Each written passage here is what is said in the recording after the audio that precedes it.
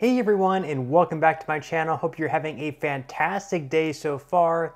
So for certain beneficiaries of Social Security over the next year, an increase of up to $485 per month, yes, per month, is going to be in the line. So we're going to be going over an update on that bill. The amount of co-sponsors that it has racked up over 150 now, and of course the likelihood of that bill actually passing. But before we go ahead and dive into the main content of today's video, if you wouldn't mind helping me out real quickly by just giving this video a like, that just helps out with the good old YouTube algorithm, and also consider subscribing to my channel if you have not already. Okay, so suppose for whatever reason you open up your bank account, whether you bank online or just in person, you don't have an online account, and you're sitting down and you're analyzing how much money you have in your checking account, how much money is going out, all these subscriptions that you might have, whatever you may spend on a week-to-week, month-to-month basis, and you come up with an analysis that within the next 10 years, you're not going to be able to afford these same goods and services that you are now. So you might have these necessities. So you might have your groceries. Let's say that you spend $100 per week on groceries. You might have your entertainment. You might have your $20 per month gym membership. You might, have some other entertainment. You might go to a sporting event or a concert or something like that every couple of months. And then of course you have other necessities like, like your medical bills and stuff like that. So you're sitting down, you're analyzing all that, and you're thinking, well, probably in 2032 or 2033, the income that I'm bringing in now is not going to be enough to pay for all these things. And then of course, we're not even factoring in inflation. Well, you're probably wondering why I'm even talking about that. That's because that's pretty much exactly what's going on right now with the Social Security program and the Social Security Trust Fund. Because according to numerous reports, including from the Social Security trustees, very official here, by the year of 2032 or 2033, if nothing is done or nothing is changed with the amount of money that's coming into the trust fund or the amount of money that's leaving the trust fund, if nothing is done, if nothing is changed whatsoever, we continue our usual habits, no bill is passed and signed, then by the year of 2033, everyone within the program, everyone receiving Social Security benefits is going to receive a benefit cut of 20 to 25%. That means whatever you're receiving then in 2032 or 2033, you're going to receive 20 to 25% less. So in the same scenario that I mentioned before, at that point, you're going to have to cut back on maybe your entertainment expenses. You're not going to be able to spend on Netflix or your gym membership or other things like that. Now, you would think normally they would see that right now, see all that data, and even though it is 10 years away, you would think they would act on it. But right now, both sides can't seem to come together to come up with a plan. But there is one plan out there right now that I mentioned earlier on in today's video that actually happens to have over 150 co-sponsors, nearing 200, so it has a lot of support. We're going to be going over that in just a second. And not only that, but it also has an increase of up to $485 for certain Social Security beneficiaries. Now, this bill is by John Larson. It's called the Social Security 2100 Act, and it was actually introduced in both the House and the Senate as well. So what this bill will all do is, first off, it will increase benefits by 2% across the board for all Social Security beneficiaries for the first time in 52 years. This does not have anything to do with the $485 increase.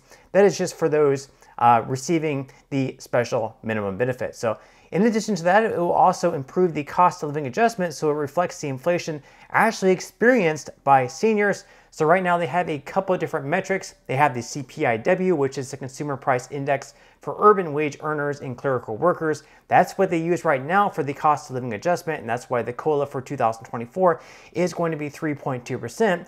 And then there's the CPIE, which is the Consumer Price Index for the elderly. That's something that they also track, but they do not use that whatsoever to determine what the cost of living adjustment would do, what that would end up being. So basically what they would end up doing is they would look at both the CPIW as well as the CPIE, and whichever these two numbers are larger is what they would end up going with as far as the COLA goes. So it would be beneficial if the CPIW was higher, they would use the CPIW for the COLA. If the CPIE was higher, they would end up using the CPIE. Now, in addition to that, they would also increase benefits to boost lower income seniors. It also improves benefits for middle-income widows and widowers from two-income households. It restores student benefits up to age 26 for the dependent children of disabled, deceased, or retired workers. It also increases access to benefits for all children living with grandparents or other relatives, and it repeals the windfall elimination provision and government pension offset that currently penalizes many public servants. Now, on top of that, it also ends the 5-month waiting period to receive disability benefits. It also increases benefits by an additional 5% for the most elderly who have been receiving benefits for 15 years or more. It provides caregiver credits to ensure that people, mostly women, are not penalized in retirement for taking time out of the workforce to care for children or other dependents. And it also ends the disability benefit cliff, replacing it with a gradual offset for earnings. It also cuts taxes for 23 million middle-income beneficiaries. It also corrects an unintended flaw in how Social Security benefits are wage indexed to prevent benefits from dropping off if the wage index decreases. It also ensures that these benefits do not result in reduced SSI income payments or a loss of eligibility for Medicaid or CHIP. It also combines the OASI and disability insurance trust funds into one fund to ensure seamless benefit payments. And finally, it provides the Social Security Administration with resources to improve customer service. And of course, even though I did mention there, they are going to be increasing the special minimum benefit to 25% above the federal poverty line. And if they were to do that, that would work out to an increase of right around $485 per month for those folks who right now are receiving the special minimum benefit, which right now, unfortunately, is actually below the federal poverty line. So once again, if this bill were to pass, those folks right now receiving the special minimum benefit, they would be receiving a payment which is 25% above whatever the federal poverty line happens to end up being. So that would be an increase of close to $500 per month. That would be incredibly substantial. Now, you're probably wondering how they're going to pay for all these benefit increases. Right here, they say that they're going to be ensuring that millionaires and billionaires pay their fair share by applying FICA to earnings above $400,000, with those earnings counted towards benefits at a reduced rate. And then they're also going to be closing the loophole of avoiding FICA taxes and receiving a lower rate of investment income by adding an additional 12.4% net investment income tax only for taxpayers making over $400,000 per year. Now, you're probably wondering, what are the chances of this actually passing? Well, let's go ahead and pull it up on congress.gov, and we can see right now the co-sponsors that it has. Like I mentioned earlier on in today's video, it has over 150 co-sponsors. In total, it actually has 179. Now, unfortunately, all these co-sponsors happen to be Democrats at this point in time, and the majority of them co-sponsored onto the bill earlier on in the summer, back in July, on July 12th. And you can see that we had actually a few more co-sponsors sign on to the bill last month in September. So, obviously 179 co-sponsors is quite a bit. In total in the House, we actually have 212 Democrats.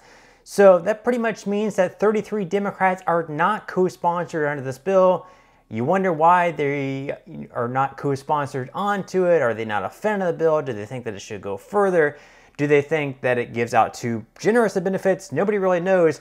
But yesterday, they actually elected the new House Speaker. Republicans now have Mike Johnson as their House Speaker. And of course, more than likely, he's not even going to allow this bill on the floor for a vote because he's a Republican. We don't have any Republicans supporting the bill. Now, just remember, back from 2021 through 2022, we actually have a Democratic-controlled Congress. So we had House Speaker Nancy Pelosi, who was a Democrat, who very easily could have put this bill on the floor for a vote. They could have easily passed this with all Democrat votes, but for whatever reason, they refused to do so. So Democrats absolutely had a chance to pass this bill if they really wanted to. So realistically speaking, they're not really going to have a chance until 2025. That's because in 2024, next year in November, we're going to have the new elections where they're not only going to be electing the president, most likely going to be Trump versus Biden, but they're also going to have every single House seat up in the air. So they are going to be voting on who is going to be controlling the House of Representatives. So Democrats have a chance to control the House once again.